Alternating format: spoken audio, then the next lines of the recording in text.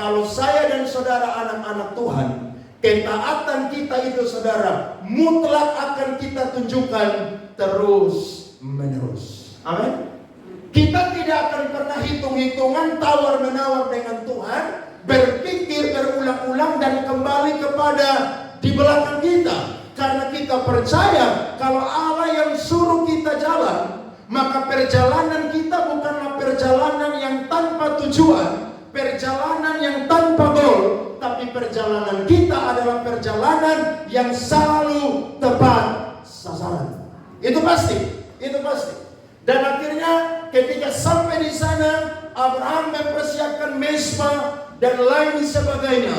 Maka Ishak bertanya kepada Abraham, di sini sudah ada mezbah, sudah ada kayu, tapi di manakah korban bakaran tersebut? Saudara, John Calvin menambahkan bahwa ketika anak ini atau Ishak bertanya kepada Abraham, maka Abraham pun juga kembali berpikir berulang-ulang.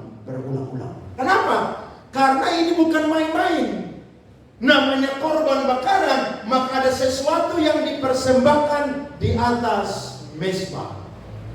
Bukan binatang yang dipersembahkan, tapi manusia yang dipersembahkan.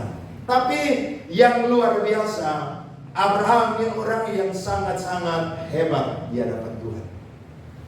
Lanjut, Alkitab berkata, dia bukannya saudara menyuruh Ishak untuk tidak naik ke atas mezbah itu. Tapi Alkitab katakan sesuai dengan yang tadi kita baca. Ishak naik ke atas meja mezbah tersebut. Saudara pikir ini bercanda atau serius? Serius loh. Ini serius. Sekali lagi, ujian ini berat atau ringan? Ujian ini sangat-sangat berat.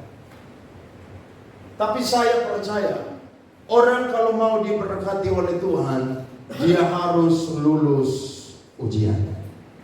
Amin.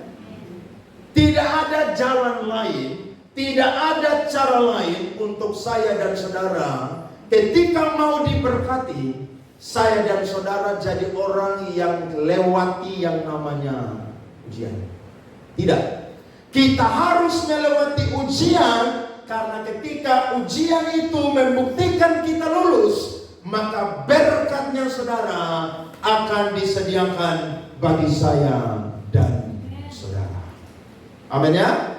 Maka saya coba memberikan dua informasi bagi kita.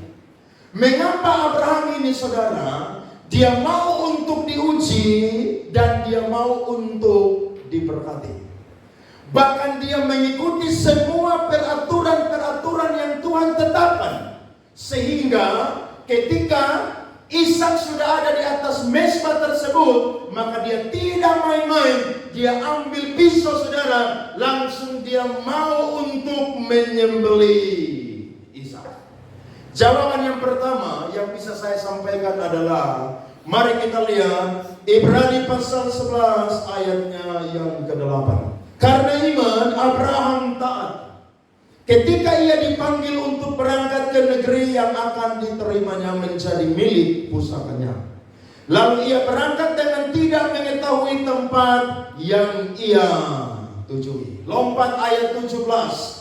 Mari kita baca firman ini bersama-sama. Karena iman maka Abraham tatkala ia dicobai mempersembahkan Ishak.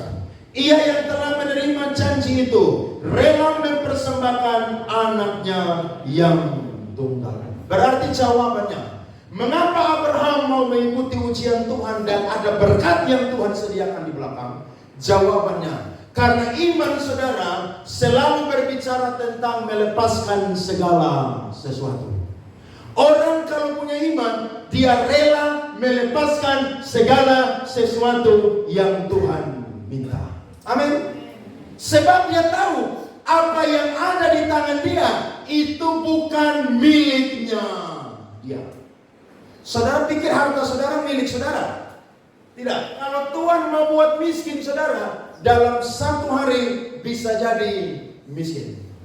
Jadi saudara jangan berpikir, saya punya harta banyak, kekayaan banyak, aset banyak, warisan banyak, oh ini akan bertahan selama-lamanya. Tidak.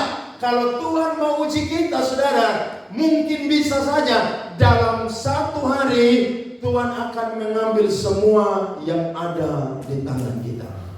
Itu sebabnya saudara tidak boleh punya karunia yang namanya karunia memiliki, tapi harus punya karunia menikmati. Saya mau tanya, memiliki dan menikmati enak mana? Saya percaya menikmati lebih enak. Karena kalau saudara punya karunia memiliki, ketika Tuhan minta, saudara akan sulit melepaskannya.